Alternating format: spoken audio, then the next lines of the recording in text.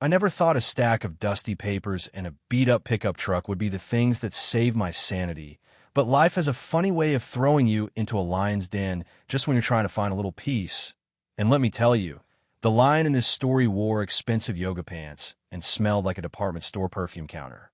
It all started when my Aunt Elena passed away, leaving me her sanctuary, a sprawling 60-acre slice of heaven tucked deep in the Blue Ridge Mountains, where the air tastes like pine needles, and the only noise you usually hear is the wind whispering through the oaks, or at least it's what I expected when I packed my life into cardboard boxes and drove away from a messy breakup in the city. Elena always told me this land had a way of mending what was broken, but I didn't in Oppos. T realized that before it could mend me, it was going to put me through a literal trial by fire, starting with a woman named Beatrice who seemed to think she was the queen of the forest. I've been there maybe 5 days, still living out of suitcases and spending my mornings sitting on the porch of the old timber cabin, just breathing and trying to remember who I was without someone constantly telling me I wasn't into Oppos. T enough. And on this particular Saturday, I decided to start a small project to clear my head. I was out by the edge of the driveway, digging a small, stone-lined pit for a campfire because Elena and I used to roast marshmallows right there when I was a kid, and I was elbow-deep in red clay, looking like a total mess in my oversized flannel and dirt-stained jeans, when the silence of the woods was absolutely shattered. I heard the crunch of gravel, not the slow, rhythmic crunch of someone taking a stroll, but the sharp, aggressive stomp of someone on a mission. And before I could even stand up, this woman was looming over me, her shadow blocking the sun and her face twisted into an expression of pure, unadulterated disgust. She was dressed in one of those designer athletic sets that costs more than my monthly rent, her hair pulled back into a ponytail, so tight it looked like it was performing a free facelift. And she didn't into Oppos. To even say hello, she just pointed a manicure nail at my digging hole and screeched, and quote, "What on earth do you think you're doing with this eyesore on our property?" End quote. I just blinked at her, wiping a streak of mud off my forehead and trying to process the end quote, our property end quote, part. Because as far as I knew, the nearest neighbor was half a mile down the ridge, so I stood up slowly, trying to keep my voice level, and said, and quote, "Hi there, I'm Clara. I think there's a bit of a misunderstanding because this is actually my land. I just moved into my aunt's place," end quote. But she didn't in Oppos. To even let me finish, she just let out this sharp, barking laugh that sounded like a seagull choking on a pretzel. End quote. "Your land?" "Sweetie, I'm Beatrice, the president of the High Ridge Homeowners Association, and this entire sector is strictly regulated under our bylaws, which clearly state that unauthorized excavations and unapproved rustic structures are strictly prohibited," end quote. She said, her voice dripping with this condescending sweetness that made my skin crawl, and she looked at my aunt's old Ford F-150, the one with the rusted fenders and the Oppos. I and Oppos. D rather be fishing in Oppos, bumper sticker, and side like. She was looking at a pile of garbage. End quote. And that vehicle? It's a violation of the aesthetic standards of this community. So you have exactly 20 minutes to get this trash off HOA land before I call the sheriff and have you hauled away for trespassing and environmental degradation. End quote. I felt my chest tighten, not because I was scared, but because I was still so raw from losing Elena, and hearing this stranger insult her home and her truck felt like a physical blow to the stomach. So I tried to explain that this cabin had been here since the 40s, long before any HOA existed, but Beatrice just pulled out her phone with this dramatic flair, her thumbs flying across the screen as she told me she had an Oppos. Connections in Oppos, and that people like me didn't in Oppos. T belong in a prestigious mountain enclave. She actually called the police right in front of me, describing me as an Oppos, disoriented squatter in Oppos, who was in Oppos, acting erratic and threatening in Oppos. And honestly, I was so stunned I just walked back in the cabin, my heart hammering against my ribs, and sat at the kitchen table while I watched her pace back and forth in the driveway like a shark circling a life raft. But here's the thing Beatrice didn't into Oppos. Tino, my Aunt Elena wasn't into Oppos. T just a lady who liked wildflowers and bird watching. She was a retired paralegal who lived through the era of land developers trying to pave over the soul of the mountains, and she was meticulous about her paperwork. I went to the old roll-top desk in the corner, pulled out a thick, leather-bound folder labeled in Oppos, the crown jewels in Oppos, and started spreading out deeds, survey maps, and historical land grants that went back 3 generations. And by the time the 2 sheriff's cruisers came bouncing up the trail, I wasn't Oppos. Shaking anymore. I was just ready. The officers hopped out, looking a bit weary like they'd dealt with Beatrice's and Oppos, emergencies and Oppos, before, and she practically sprinted to them, her voice hitting a pitch that probably only dogs could hear as she pointed at the cabin and told them I was a dangerous trespasser who refused to vacate HOA common grounds. One of the deputies, an older guy named Miller who had a mustache that looked like a push broom, walked up to my porch and asked if he could come in, and I invited them both in, offering them some of the iced tea I'd made that morning because that's what Elena would have done. I laid it all out on the table. The original 1920s land grant, the deeds showing that Elena owned the entire 60-acre ridge, and the specific long-term lease agreements for the 5 luxury homes that had been built on the lower slope about 15 years ago. And quote, "Officer, my aunt didn't in Oppos sell the land to those developers. She leased it to them on 99-year terms because she wanted to keep the mountain intact," end quote. I explained, pointing to the highlighted sections that showed the cabin was the in Oppos, primary estate in Oppos, and that the HOA was actually a sub-entity that only had jurisdiction over the lease parcels, not the mountain itself. Deputy Miller looked at the papers, then at his partner, then he looked out the window at Beatrice, who was currently yelling at a squirrel or something, and he just let out a long, slow whistle, telling me he'd never seen A and Oppos, squatter and Oppos, with a certified land surveyor's map and a notarized deed from the county recorder.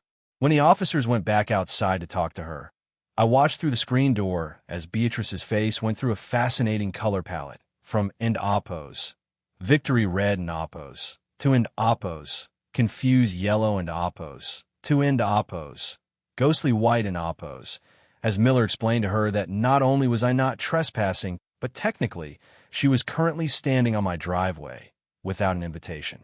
She tried to argue, waving her arms and shouting about her and Oppos, authority and Oppos, and how the HOA board wouldn't Oppos, bankrupt me in legal fees and Oppos, but the deputies wearing and Oppos, having it, and they stayed until she finally stomped off toward her Mercedes, leaving behind a cloud of expensive exhaust and enough bad vibes to wilt the hydrangeas. I thought that was the end of it, I really did, but 2 days later, a courier showed up with a certified envelope containing A and Oppos, formal notice of delinquent dues and fine assessment and Oppos, totaling nearly $20,000, claiming I owed back pay for 15 years of HOA fees, fines for an Oppos, unapproved siding in Oppos, on the cabin, and a penalty for an Oppos, improper vehicle storage. And Oppos, it was so absurd it was almost funny, except for the fact that they were threatening to put a lien on the property. So I took the whole mess to Elena's old friend and lawyer, a man named Silas who looked like he belonged on a box of oatmeal, but had the legal mind of a shark. Silas spent 3 hours going through the HOA's bylaws and Elena's private records, and he started laughing so hard he almost choked on his coffee, telling me that the HOA had been overstepping for a decade, acting like they owned the mountain because Elena was too kind and too tired to fight them in her final years.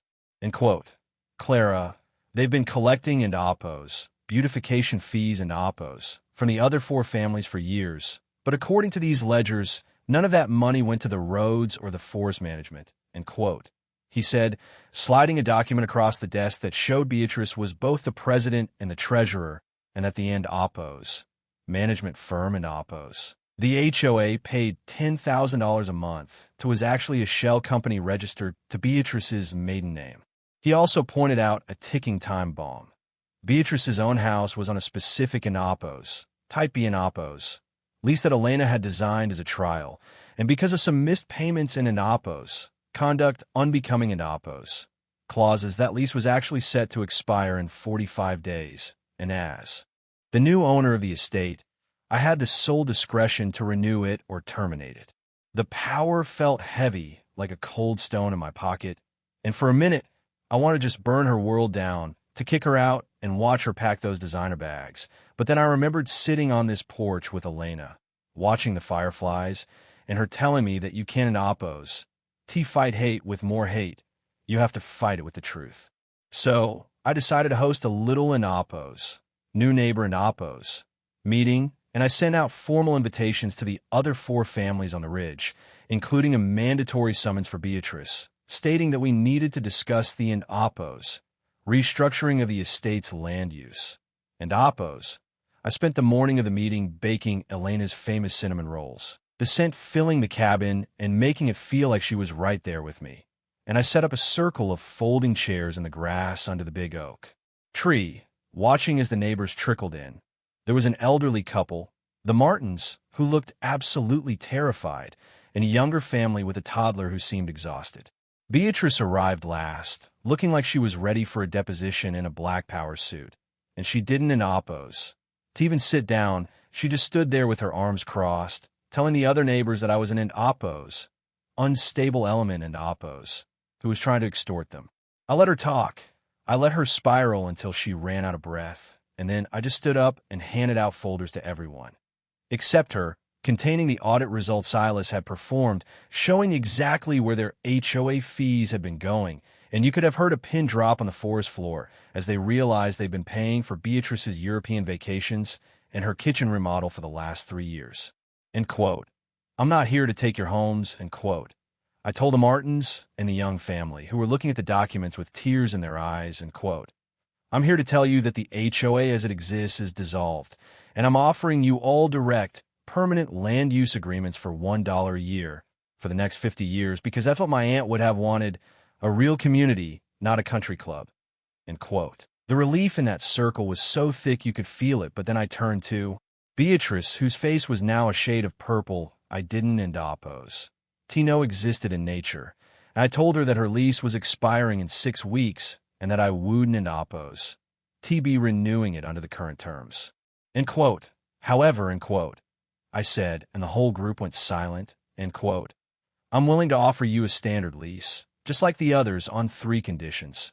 You return every cent of the mismanaged funds to these families, you resign from any position of authority in this neighborhood forever, and you spend the next month helping the Martins repair their roof, which you Indapos. You've been fining them for while ignoring their requests for help. End quote. The silence that followed was heavy, and Beatrice looked around at the faces of the people she'd bullied and cheated. People who were now looking at her not with fear, but with a kind of quiet pity. And for the first time, the mask slipped, and I saw a woman who was just incredibly, desperately lonely and had used power to fill a hole in her soul that no amount of money could touch. She didn't Indapos. T scream. She didn't Indapos. T fight. She just sat down in one of the folding chairs, put her face in her hands, and started to sob, and it wasn't Indapos. T even a Indapos. Karen Appos sob. It was the sound of someone realizing they'd reached the end of a very long, very ugly road. It's been 6 months now, and the mountain is different. The Martins have a new roof. The kid from down the hill come up to play in the creek behind my cabin, and Beatrice? Well, she's still here, and she's still a bit prickly, but last week I saw her helping the young mom carry groceries up her steep driveway, and she even brought me a jar of honey from the local market. I realized then that Aunt Elena was right. This land does have magic, but it's not the kind that happens with a wand. It's the kind that happens when you Indapos brave enough to offer a hand instead of fist. But I've been thinking a lot about that day, and honestly, part of me wonders if I was too soft on her. Does she really deserve a second chance after years of being a nightmare? Or was I just enabling someone who will eventually go back to her old ways the moment my back is turned? I'd love to know what you guys think. Did I do the right thing by letting her stay and try to change? Or should I have just kicked her off the mountain and clear the air for good? Drop a comment below and tell me if you've ever had to deal with someone like Beatrice and how you handled it, because I'm still navigating these woods and I'd love to hear your stories.